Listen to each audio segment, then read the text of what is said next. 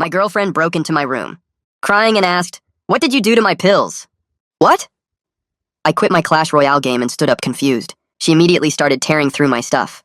First my desk drawers where she threw my notebooks and pens everywhere. Then she moved to my dresser and started pulling out clothes and tossing them on the floor. Her hands were shaking as she searched through everything like her life depended on it. I watched her dump out my backpack next. All my textbooks and laptop chargers scattered across the floor. She even checked inside my shoes, which made no sense at all.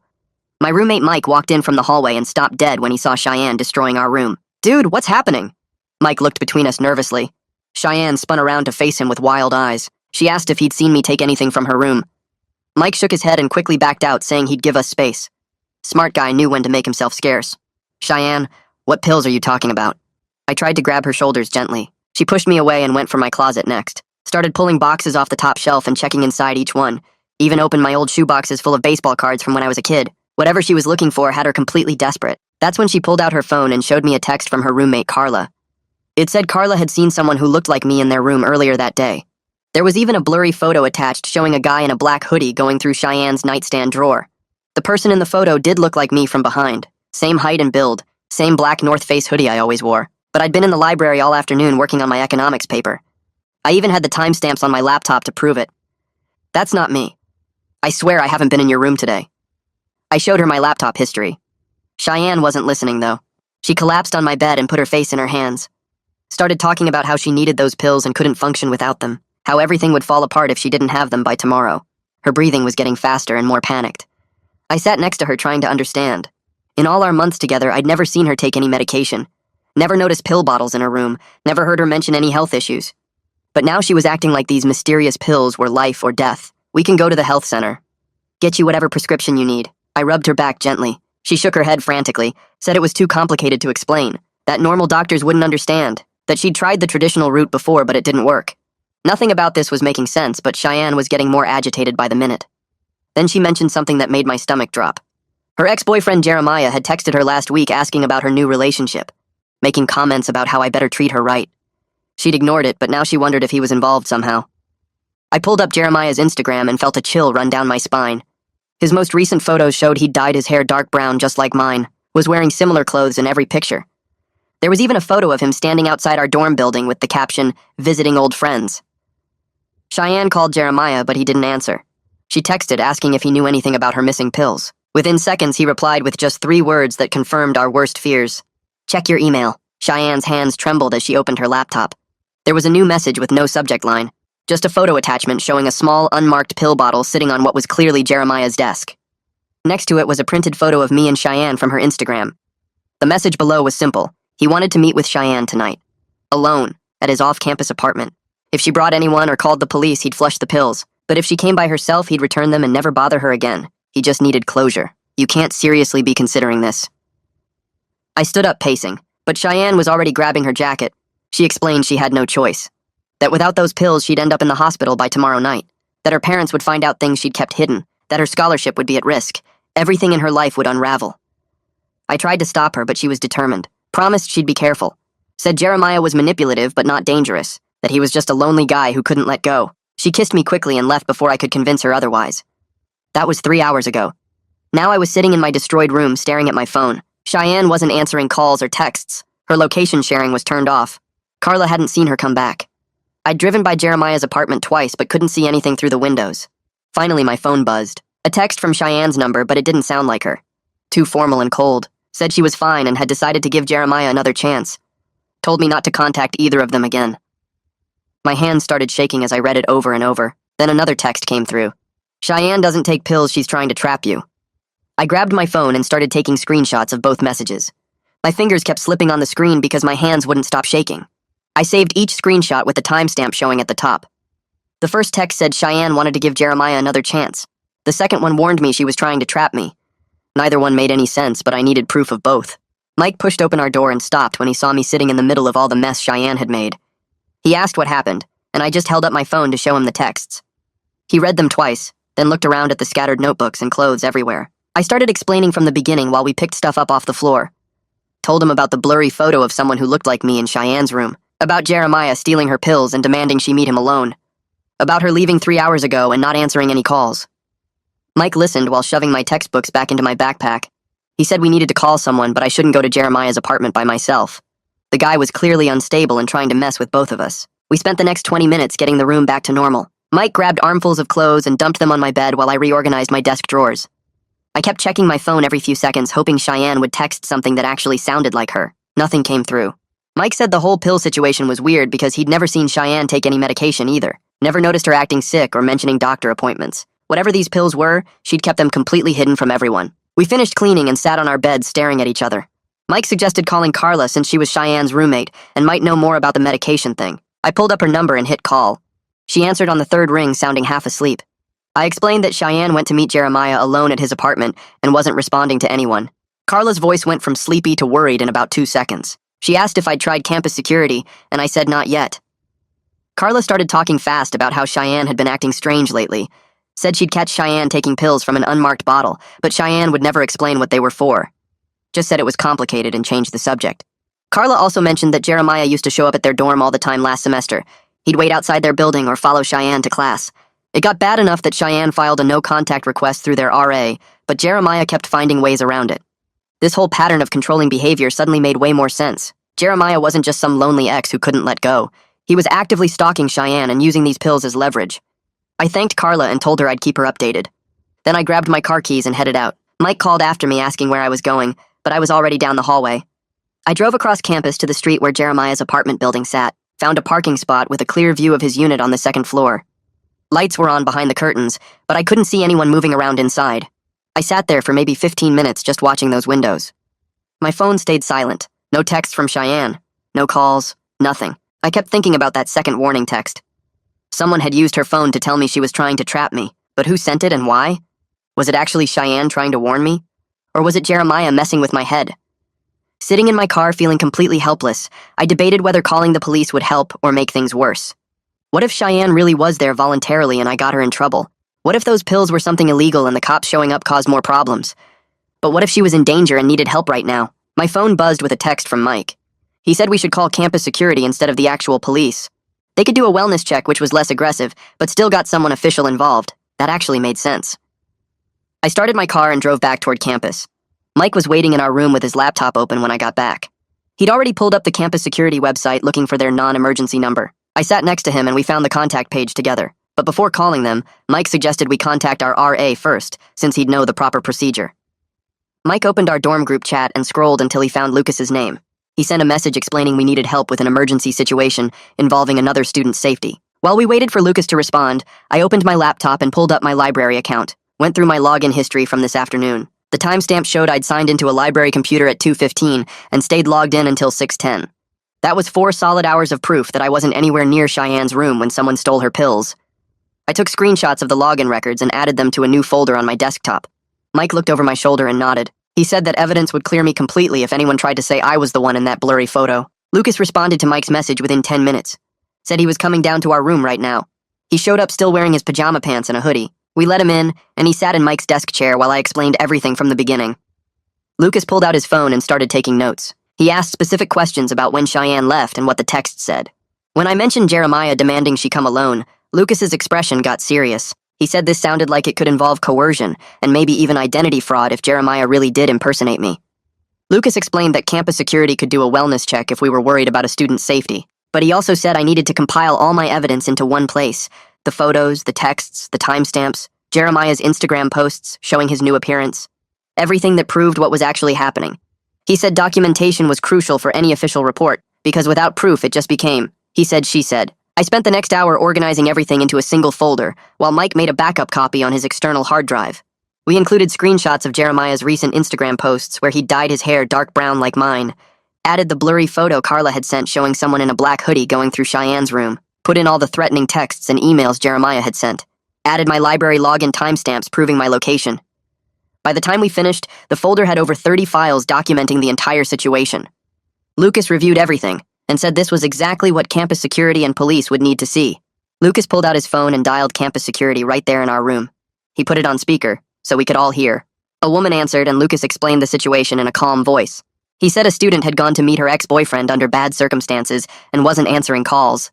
The woman asked for Cheyenne's name and dorm building. Lucas gave her all the information while I sat on my bed gripping my phone. The security officer said they would send someone to check on the situation, but couldn't force entry without proof of immediate danger. She took down Jeremiah's address and said she'd call back with an update. Lucas thanked her and hung up.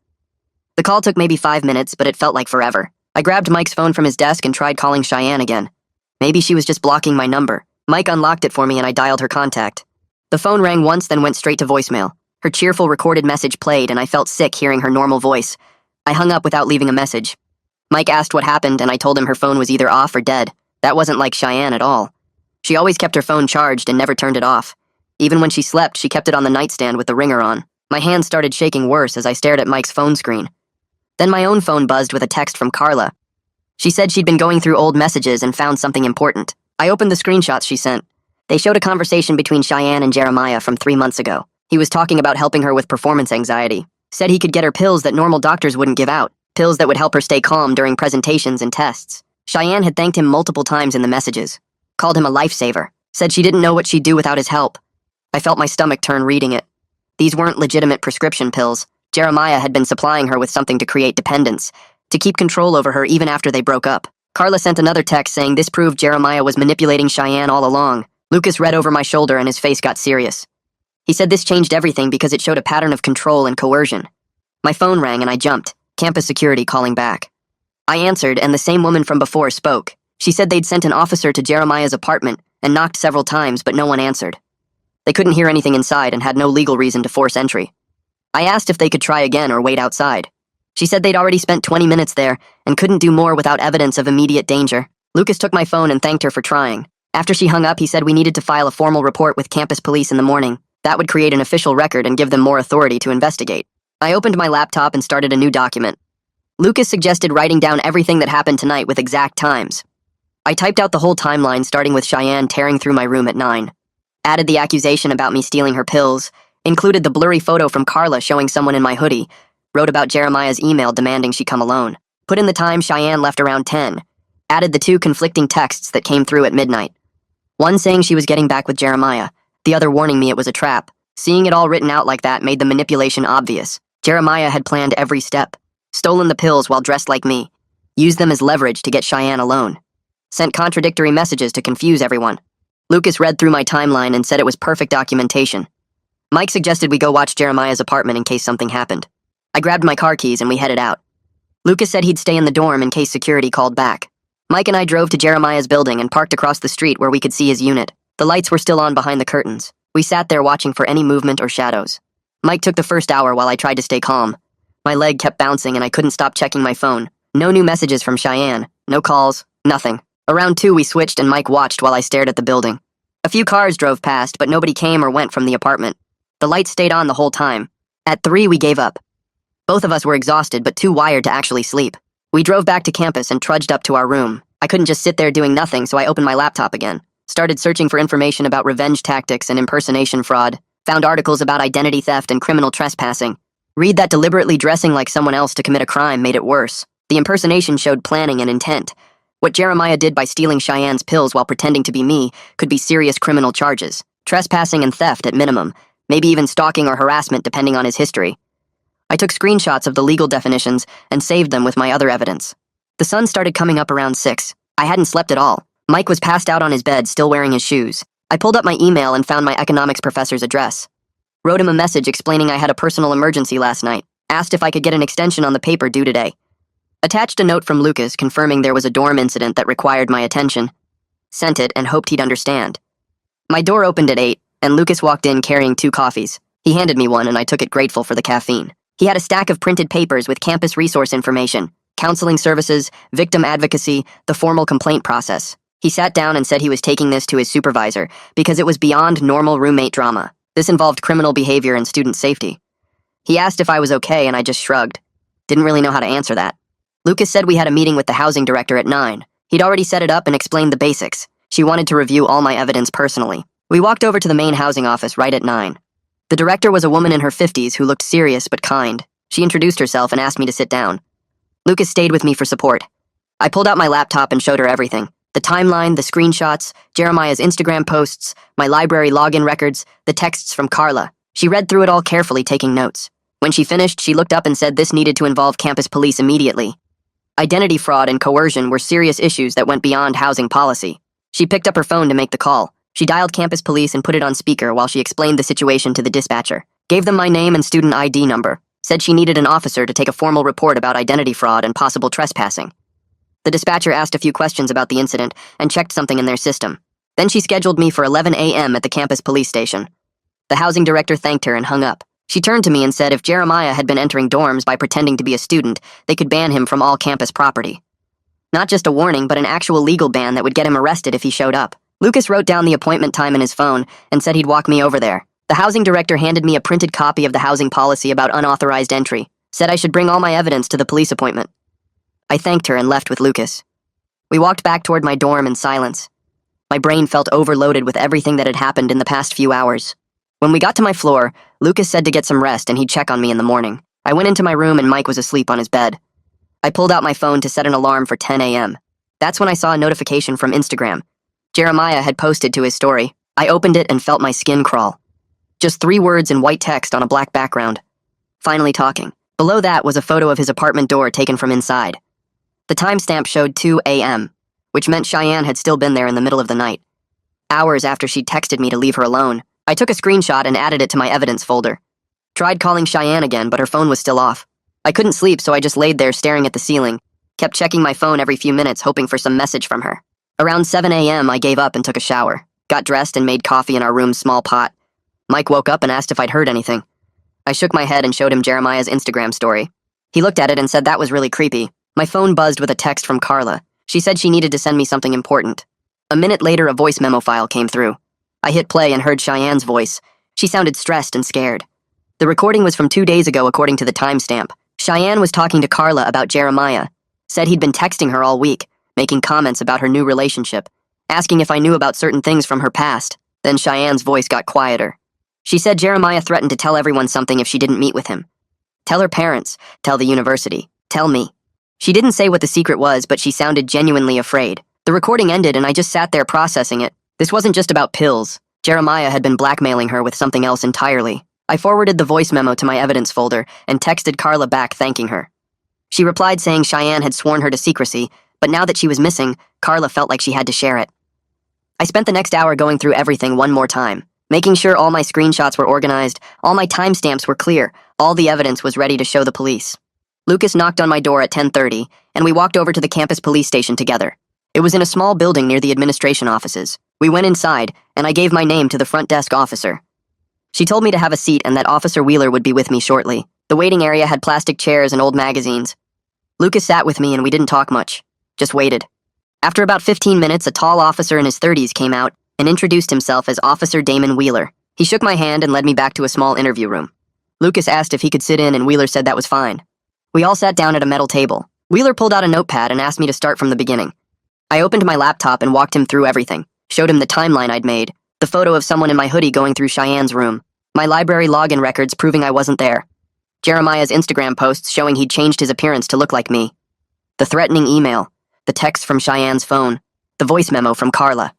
Wheeler took notes the whole time, asked clarifying questions about dates and times. When I finished, he sat back and reviewed his notes. He said the impersonation combined with the coercive texts could support charges of criminal impersonation and harassment, maybe even stalking depending on Jeremiah's history. He asked if I wanted to press charges and I said yes. Wheeler nodded and explained the next steps. He said he could request another wellness check, but this time with police presence. That would let them talk directly to Cheyenne and make sure she was there voluntarily, not being held or coerced. I agreed immediately because I needed to know she was actually safe. Wheeler made a phone call to campus security while I waited. He explained the situation and requested the joint wellness check. Whoever he was talking to must have agreed because he thanked them and hung up. Then he turned back to me and said, while we waited for that to be scheduled, I needed to write out a detailed statement. He handed me several blank forms and a pen. Told me to include everything about my relationship with Cheyenne. When I first noticed Jeremiah's behavior, everything that happened last night. Be as specific as possible with times and locations. I started writing and quickly realized this was going to take a while.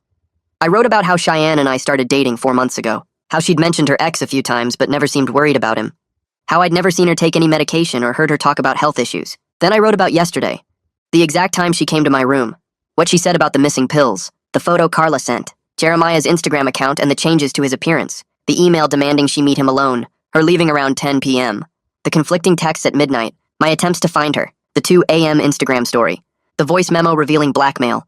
Writing it all down took over an hour. My hand cramped from holding the pen so long, but I made sure every detail was accurate and complete. When I finished, Wheeler read through my statement carefully. He asked a few follow-up questions and had me clarify some points. Then he signed the bottom and had me sign it too. Lucas witnessed both signatures. Wheeler said he'd just gotten approval for the wellness check. He was going to personally go to Jeremiah's apartment with Tamara Paget from campus security within the next 2 hours. He told me to stay on campus and wait for his call. Under no circumstances should I go there myself, even though I wanted to. He said interfering could complicate the legal case and potentially put Cheyenne in more danger. I promised I'd stay put. Wheeler walked us back to the lobby and said he'd be in touch soon. Lucas and I left the station and headed back toward the dorms. I checked my phone and saw it was already past noon. I told Lucas I was going to the library to try to work on my economics paper. He said that was probably a good idea to keep my mind busy. We split up and I walked to the main library, found an empty study room on the 3rd floor and set up my laptop.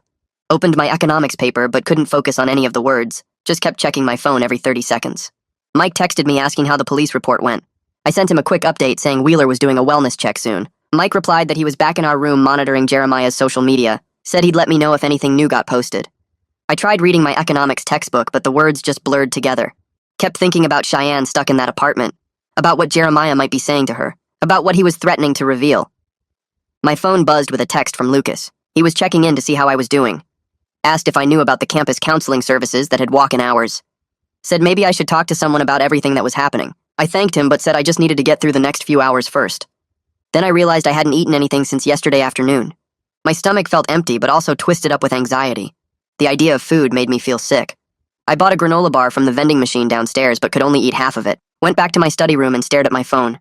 Waiting. At 1 p.m., my phone finally rang. Officer Wheeler. I answered immediately and he said he was heading to Jeremiah's apartment right now with Tamara Paget from campus security. They'd make contact and call me as soon as they had information. He was bringing documentation about no contact orders in case Cheyenne wanted to file one. I thanked him and he said to hang tight. The call ended and I sat there holding my phone. 30 minutes felt like it was going to be the longest wait of my life. I walked around the main floor of the library trying to look busy, but my eyes kept going back to my phone every few seconds. A student working at the circulation desk finally came over and asked if I was okay because I'd been pacing the same section for 10 minutes. I apologized and grabbed my stuff, then headed upstairs to find somewhere more private. The 3rd floor study rooms were mostly empty, so I claimed one in the back corner. The room had a small desk and a whiteboard on the wall, and a window looking out at the parking lot. I set my phone on the desk face up so I wouldn't miss Wheeler's call. Then I started pacing again. Back and forth between the desk and the window. My economics textbook sat unopened in my backpack. There was no way I could focus on supply and demand curves when Cheyenne might be in danger. I checked the time on my phone. Only 5 minutes had passed since Wheeler said he was leaving. I sat down in the chair, but my leg started bouncing up and down on its own. Stood back up and went to the window. Watched cars pull in and out of the parking spaces below. A group of students walked by laughing about something. Everything looked so normal out there while my whole world felt like it was falling apart. My phone buzzed and I grabbed it so fast I almost dropped it. Just a text from Mike asking if I'd heard anything yet. I told him no and he sent back a thumbs up. Went back to pacing. The study room felt too small suddenly. Like the walls were closing in. I opened the door and walked down the hallway past other study rooms where people were actually studying like their lives weren't complete chaos. Found a water fountain and took a long drink even though I wasn't thirsty. Just needed something to do with my hands. Checked my phone again. 15 minutes since Wheeler left. I pulled up Cheyenne's Instagram, but she hadn't posted anything. Her last photo was from 3 days ago showing her coffee cup at the campus cafe. Back to the study room. Sat down and tried to do some deep breathing like my mom always told me to do when I got stressed. In through the nose, out through the mouth. It didn't really help. My phone finally rang at exactly 1:45, and Wheeler's name popped up on the screen. I answered before the second ring. Wheeler said he was at Jeremiah's apartment and had made contact. My heart was pounding, so hard I could barely hear him. He explained that Jeremiah answered the door, and at first said Cheyenne wasn't there. Claimed he didn't know what Wheeler was talking about. But then Cheyenne appeared in the hallway behind him. Wheeler said she looked tired and her eyes were red like she'd been crying, but she didn't appear physically hurt. She told Wheeler she was there because she wanted to be, that everything was fine. Wheeler asked if he could speak with her privately, and Cheyenne agreed after a moment. They stepped outside the apartment while Tamara stayed inside with Jeremiah to make sure he didn't interfere. Once they were alone on the exterior stairs, Cheyenne started crying. She admitted to Wheeler that she felt trapped, but was scared of what Jeremiah would do if she tried to leave. He'd been threatening her all night with texts and calls before she even got to his apartment. Said he would tell her parents about the pills and report her to the university for unauthorized drug use. Wheeler asked what pills she was talking about, and Cheyenne finally explained everything. The pills were beta blockers that Jeremiah had been getting for her over the past 6 months. She'd started taking them for performance anxiety during exams and presentations. Her doctor wouldn't prescribe them because she didn't have a heart condition, so Jeremiah offered to get them for her through some connection he had. She knew it was wrong, but she was desperate, and they actually helped. Now Jeremiah was using that against her. He threatened to expose everything if she didn't meet with him. She came to his apartment because she didn't see any other choice. Her scholarship required maintaining a certain GPA, and if the university found out about unauthorized drug use, she could lose everything. Wheeler listened to all of this, and then gave her information about filing a no-contact order. Explained that what Jeremiah was doing qualified as coercion and possibly extortion. He offered to help her leave safely right then and there. Cheyenne agreed and said she wanted to go with him to make a formal statement. Wheeler went back inside and told Tamara the situation. Tamara issued Jeremiah a trespass warning on the spot. Read him the official statement that he was banned from all campus property effective immediately. If he was spotted on campus for any reason, he would be arrested for trespassing. Jeremiah tried to argue, but Tamara cut him off and said the warning was not up for debate. Wheeler brought Cheyenne out to his vehicle, and they headed to the campus security office. He told me to meet them there around 3. I thanked him and hung up, then just sat there for a minute processing everything. The beta blockers explained so much. Why Cheyenne was so desperate, why she wouldn't go to the health center, why Jeremiah had so much power over her. I grabbed my stuff and headed downstairs, texted Mike that Cheyenne was safe and I was meeting her at campus security. He replied that he was glad she was okay. The walk to the security office took about 15 minutes. I kept checking my phone to see if Cheyenne had texted, but there was nothing. Wheeler's car was already parked outside when I got there. I walked into the lobby, and a security guard pointed me toward a conference room down the hall. Wheeler was sitting at a table with Cheyenne and Tamara. Cheyenne looked exhausted. Her hair was messy and she had dark circles under her eyes. She wouldn't look at me when I walked in, just stared down at her hands folded on the table. Wheeler asked me to sit down, and then Cheyenne confirmed everything he'd already told me on the phone. That Jeremiah stole her pills and used them to manipulate her into coming to his apartment. That he'd been threatening her for days. She spoke quietly and kept her eyes down the whole time. Then she explained something I didn't know. She said she was the one who sent the second text warning me it was a trap. Jeremiah had left his phone on the kitchen counter for just a minute when he went to the bathroom. She grabbed it and quickly typed out that message to warn me. But he caught her right after and took both phones away. That's why she couldn't respond to any of my calls or texts. She'd wanted to, but had no way to contact anyone. Wheeler was writing everything down in his notebook.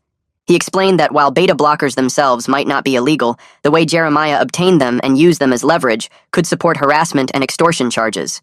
He was going to forward all the information to the county prosecutor. Tamara added that the trespass warning was already in the system and campus security had been notified. If Jeremiah showed up anywhere on campus, they'd arrest him immediately. After about an hour of documentation and statements, Lucas showed up. Wheeler had called him to help arrange temporary housing for Cheyenne. Lucas explained that he'd talked to housing services, and they had a room available in the West Campus dorm. Cheyenne could move there tonight if she wanted. Get away from her current building and the memories of everything that happened. Cheyenne nodded and said yes, she wanted to move. She looked at me for the first time since I'd arrived, and quietly thanked me for calling security. Said she knew it was the right thing even though she'd been too scared to do it herself. Then she said she needed space to figure things out. That she had a lot to deal with and needed time. I told her I understood even though it hurt to hear. Wheeler wrapped up the meeting and said he'd be in touch about next steps with the prosecutor. Lucas walked Cheyenne out to help her start the moving process. I headed back toward my dorm alone. The sun was setting and campus looked peaceful. Hard to believe everything that had happened in the past 24 hours. When I got back to my room, Mike had cleaned up the rest of the mess from last night. All my clothes were folded and put away. My desk was organized. The baseball cards were back in their boxes. He looked up from his laptop when I walked in and asked if I wanted to order pizza. I said yes because I realized I hadn't eaten anything all day. We pulled up the delivery app and ordered a large pepperoni. Mike didn't ask a bunch of questions about what happened. Just let me sit there and decompress. We turned on some random YouTube videos and waited for the food to arrive. My phone buzzed with a text from Lucas saying Cheyenne was settled into her new room and seemed okay. I thanked him for everything he'd done. The pizza showed up 30 minutes later, and Mike and I ate it while watching compilation videos of people failing at simple tasks. It felt good to just exist in a normal moment after all the chaos. Around 9 that night, my laptop pinged with a new email notification. I grabbed it from my desk and saw the sender was campus IT department. The subject line said, "Identity verification required for security investigation." I opened it and read through the message twice. They wanted me to come to their office tomorrow afternoon to verify my account activity and answer questions about unauthorized access. Apparently someone had sent an email to Cheyenne from a campus computer, and they were tracing which account was used. The message included a case number and said to bring my student ID. I showed Mike the email and he said it made sense they'd want to confirm I wasn't the one who sent that threatening message to Cheyenne. I replied saying I'd be there at 2 tomorrow and saved the email to my investigation folder. The rest of the night I kept thinking about having to relive everything again for yet another official person. Mike could tell I was stressed because I kept checking my phone every few minutes, even though no one was texting. He suggested I try to get some sleep since tomorrow would probably be another long day of meetings and statements. I agreed and got ready for bed, but ended up lying awake for hours replaying the whole situation in my head. The next morning, Lucas texted asking if I had time to meet with a campus counselor. He said her name was Alicia Donovan, and she specialized in helping students deal with relationship issues and trauma. I wasn't sure I needed counseling, but Lucas said it would be good to talk to someone professional about everything that happened. He'd already contacted her office and she had an opening at 10 if I wanted it. I figured it couldn't hurt, so I said yes, and Lucas sent me her office location in the Student Services building. I got there 15 minutes early and filled out some basic intake forms in the waiting room. The forms asked about my mental health history and current stress levels and what brought me in today. I wrote a brief summary about the situation with Cheyenne and Jeremiah and handed the clipboard back to the receptionist. Alicia came out right at 10 and introduced herself. She was probably in her 30s with glasses and a friendly smile that seemed genuine. Her office was small but comfortable with 2 chairs facing each other and some plants on the windowsill. Alicia started by explaining that everything we discussed was private unless I was planning to hurt myself or someone else. She asked me to walk through what happened over the past few days. I told her about Cheyenne tearing through my room looking for pills, the photo of someone who looked like me, Jeremiah's manipulation tactics, the threatening email, and finally the wellness check that got Cheyenne away from him.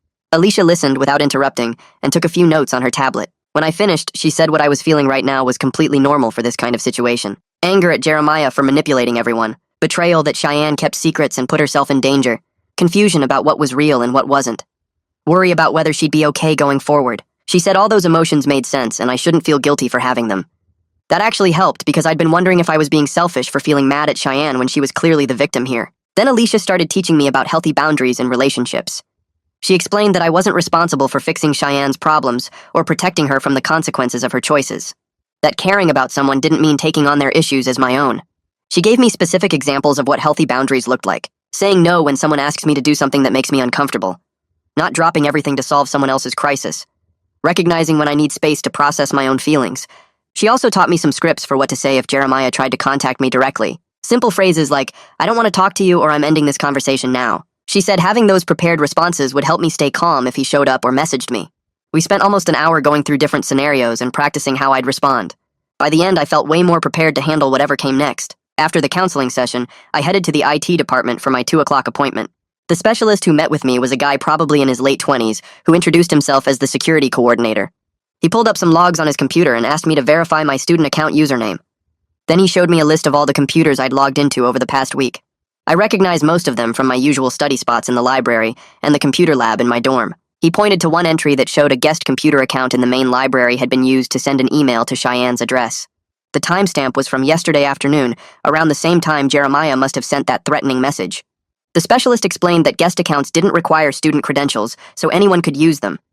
But the library had security cameras that might have caught who was at that computer. He said he was working with campus police to pull the footage. Then he confirmed that my actual student account hadn't been used for anything suspicious.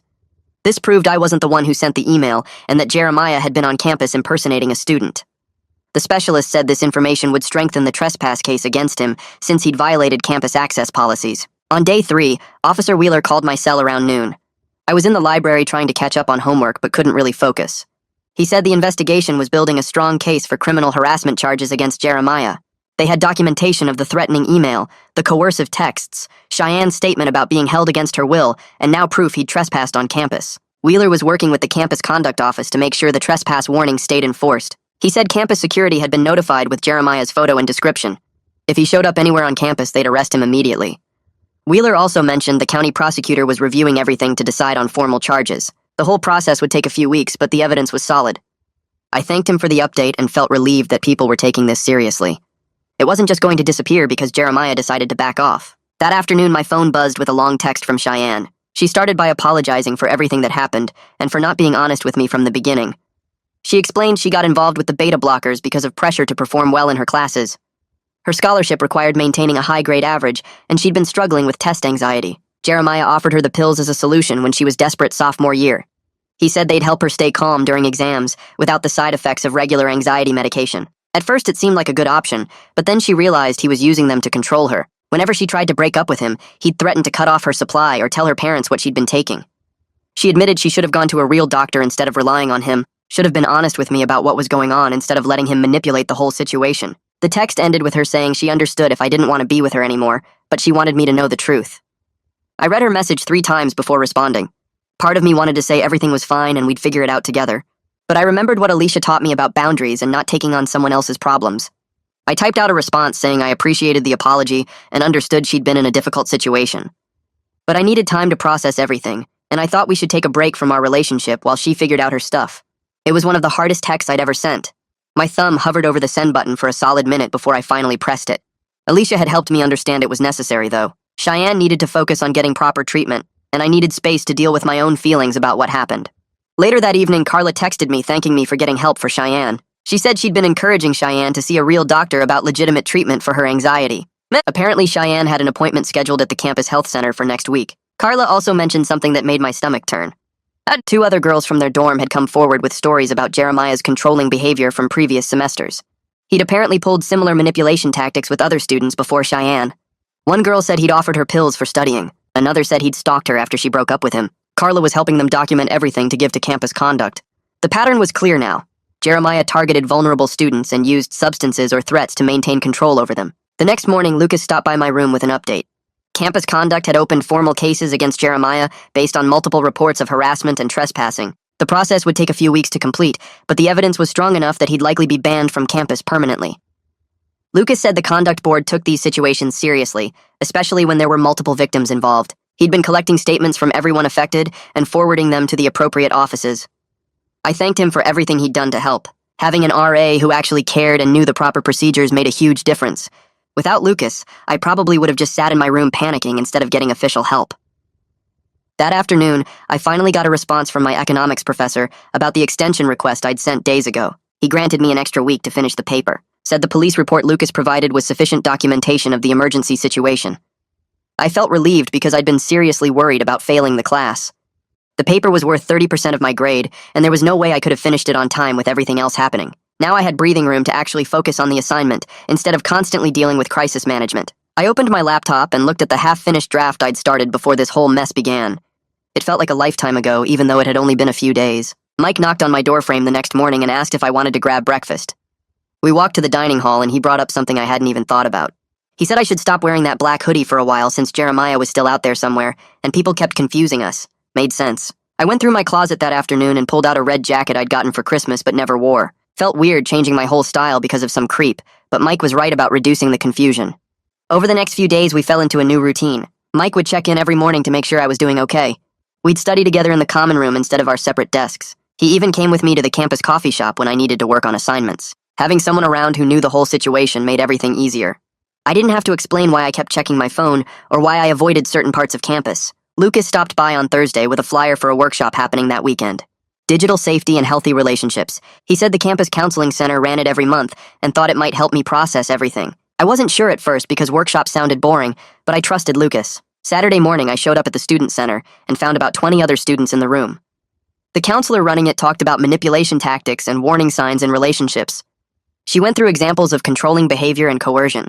Every single thing she described reminded me of something Jeremiah had done to Cheyenne. The fake emergency to get her alone. The threats about telling her parents. Using substances to create dependence. I realized I'd missed so many red flags over the past few weeks. Cheyenne's anxiety had gotten worse, but she wouldn't talk about why. She'd been secretive about her schedule and who she was meeting. She'd mentioned Jeremiah texting her, but downplayed it as no big deal. All the signs were there, but I'd been too focused on my own stuff to notice. The workshop gave us handouts about healthy boundaries and communication. I took 3 copies because I wanted to go through them later. Monday afternoon, my phone rang with a number I recognized. Officer Wheeler. My stomach tightened as I answered. He said he had an update about Jeremiah. Campus police had arrested him yesterday near the gym. Apparently, he'd violated the trespass warning by showing up on campus property. Wheeler said Jeremiah claimed he was just visiting a friend, but security footage showed him walking around multiple buildings for over an hour. Now he was facing criminal trespassing charges on top of the harassment investigation. Wheeler explained the charges were more serious because Jeremiah had been officially warned to stay away and chose to ignore it. The prosecutor's office was building a case and wanted to know if I'd be willing to testify if it went to trial. I said yes immediately. Later that day, I got a text from Cheyenne. First one since we'd agreed to take space. She said she'd met with a doctor at the campus health center who evaluated her for anxiety. They talked about legitimate treatment options, including therapy, and maybe properly prescribed medication if needed. She wrote that it felt good to finally be honest with a medical professional about what she'd been dealing with. I texted back saying I was glad she was getting real help. Kept it short because I still needed space but wanted her to know I cared about her well-being. The next week, I threw myself into catching up with schoolwork. My economics paper was due in 3 days, and I still had 10 pages to write. I spent every afternoon in the library working through my research and organizing my arguments. The structure and routine helped me feel more in control. Writing about supply and demand curves was boring, but it gave my brain something concrete to focus on besides the chaos of the past 2 weeks. Mike brought me coffee and snacks when I forgot to eat. He'd text me reminders to take breaks and actually leave the library. By Wednesday night, I'd finished the entire paper, 20 pages of economic analysis that I never thought I'd complete. Thursday morning, Lucas texted our floor group chat with news. Campus Conduct had completed their investigation and officially banned Jeremiah from all university property. They'd sent a formal notification to campus security with his photo and instructions to call police immediately if anyone spotted him on campus. The ban was permanent and would follow him even if he tried to enroll at another school in the state system. Lucas said the conduct board took the situation seriously because multiple students had reported similar experiences with Jeremiah. The pattern of behavior was clear enough that they didn't hesitate with the ban. Friday afternoon, Cheyenne texted asking if I could meet her at the campus security office. She said Officer Wheeler was helping her file a formal no-contact order through the county court system.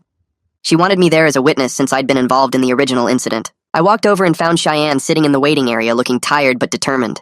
Wheeler came out and brought us both into his office. He had a stack of forms printed out and walked Cheyenne through each section. The order would prohibit any direct or indirect contact, including social media, texts, emails, or messages through other people. Jeremiah wouldn't be allowed within 500 feet of Cheyenne, her dorm, her classes, or her workplace. If he violated it, he'd face immediate arrest. Cheyenne filled out the forms with Wheeler's guidance. She listed every incident she could remember going back to last semester. The unwanted visits, the threatening messages, the pills he'd stolen and used as leverage. Wheeler documented everything carefully and said he'd submit the paperwork to the courthouse on Monday. The following Tuesday, I met with Grayson Fletcher in his office to discuss my completed economics paper. I'd emailed it Sunday night and wasn't sure what to expect. Fletcher told me to sit down and said he'd read through the whole thing. He was understanding about the situation and said my work showed I'd managed to focus despite dealing with a personal crisis. He respected that I'd pushed through and produced solid analysis, even with everything else happening. He gave me a B+ on the paper, which brought my grade up to a solid B for the class. I left his office feeling relieved. Wednesday morning, Lucas posted a notice on our floor's bulletin board and in the group chat. He was closing the official dorm incident report and wanted everyone to know about proper reporting procedures. The notice explained how to document harassment or coercion and listed all the available resources for students. Campus security, counseling services, the conduct office, victim advocacy. Several residents commented thanking Lucas for handling everything professionally. A few people I didn't know well stopped me in the hallway to say they were glad the situation got resolved. That weekend, Mike suggested we visit his family as a way to decompress and get off campus for a bit. His parents lived 2 hours away in a suburb with actual houses and yards. I packed a bag Friday after my last class, and we drove out that evening. Mike's parents were welcoming and didn't ask invasive questions about what had been happening. His mom made dinner and we sat around talking about normal stuff like sports and movies. His dad showed me his woodworking shop in the garage. They had a guest room set up and told me I could visit whenever I needed a break from campus. Saturday, we just hung out watching football and eating too much food. It was exactly what I needed after weeks of stress and crisis management. Sunday afternoon, we drove back to campus and I felt more settled than I had in weeks. Carla texted me Monday morning saying she was meeting with her RA to help Cheyenne work out a room transfer. She wanted to make sure Cheyenne had stable housing for the rest of the semester, without constant reminders of everything that happened. They spent most of Monday afternoon filling out housing paperwork and coordinating with the residence life office. By Tuesday, Carla confirmed they found an opening in a different building where Cheyenne could move in the following week. The new room was in a quieter hall with better security access, and Cheyenne seemed relieved about the fresh start. I checked Jeremiah's Instagram Tuesday night out of curiosity and noticed his account had gone private. No new posts showed up in over a week, and his follower count dropped significantly. The silence actually felt more reassuring than watching him post vague, dramatic content. Mike pointed out that going dark was probably his way of avoiding more attention after getting arrested for trespassing. Wednesday morning, I got a text from Cheyenne saying she started attending regular counseling sessions at the campus center. She joined a support group for students dealing with anxiety and was working with a therapist on legitimate treatment options.